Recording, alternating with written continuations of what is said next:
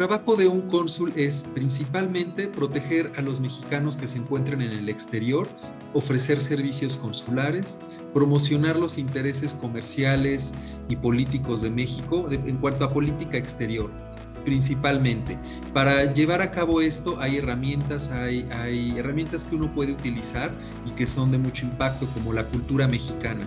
La cultura mexicana tiene un gran peso, es de las grandes culturas del mundo, es muy respetada y es una herramienta también para generar acercamiento entre interlocutores políticos, económicos y de todo tipo. Es un gran elemento para generar entendimiento y mejorar las relaciones internacionales de México. El crecimiento empresarial que se puede dar entre México y Guatemala es muy positivo. Guatemala ha tenido en los últimos años resultados económicos muy positivos, ha crecido en 2020-2021 8% anual, después con la pandemia tuvo un crecimiento menor, pero aún así significativo, de alrededor del 4%.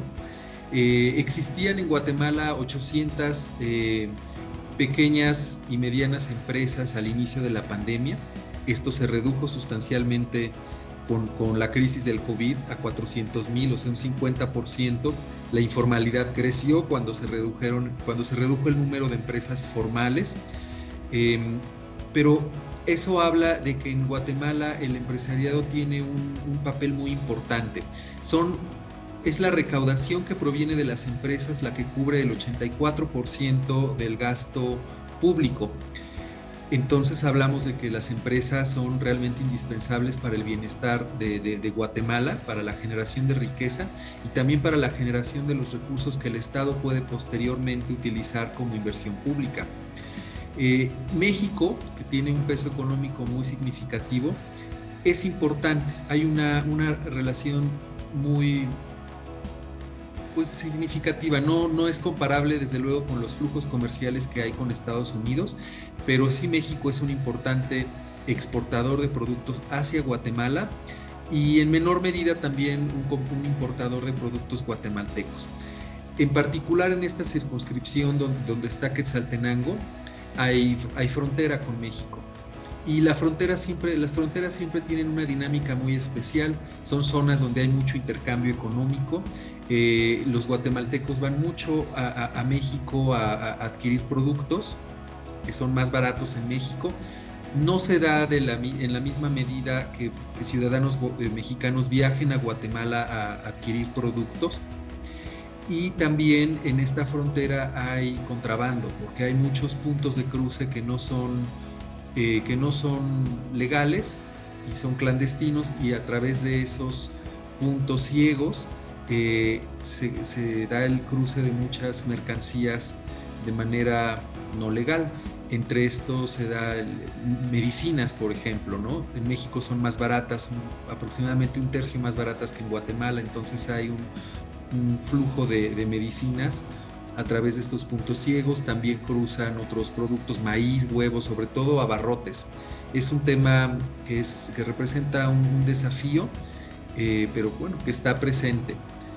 También hay grandes empresas presentes en Guatemala. Las cámaras de comercio tienen muy buena relación. La Cámara de Comercio de Tapachula, por ejemplo, tiene gran actividad en Guatemala, se promociona dentro de Guatemala. Y desde luego hay mucho potencial para desarrollar y profundizar las relaciones comerciales entre México y Guatemala. Para llegar a ser un cónsul de México, para ser miembro del Servicio Exterior Mexicano, uno requiere tener una licenciatura. El ingreso al Servicio Exterior Mexicano no es específicamente para carreras de Relaciones Internacionales o de Derecho. Hay colegas diplomáticos que han estudiado biología u otras carreras. Lo importante es después pasar un examen público, que es por oposición, es un concurso de ingreso. Es un examen de conocimientos generales en los que vienen preguntas de historia de México, historia universal, geografía de México, geografía universal, información sobre temas económicos, sobre cultura.